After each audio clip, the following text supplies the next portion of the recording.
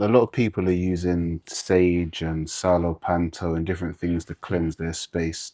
I've heard you say some of these things aren't effective. Most of them don't work, because first of all, if you want to clean your space, you have to have communication, because even the energy in my house and the energy here in the garden where we are is completely different.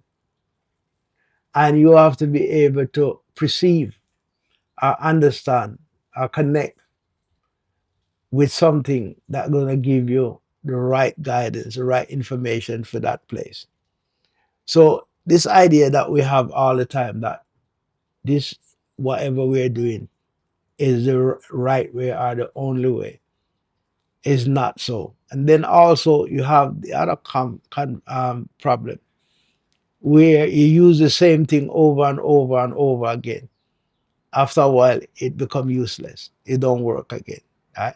So you always have to have the ability to look into the thing and see what is right, what is not right for this situation.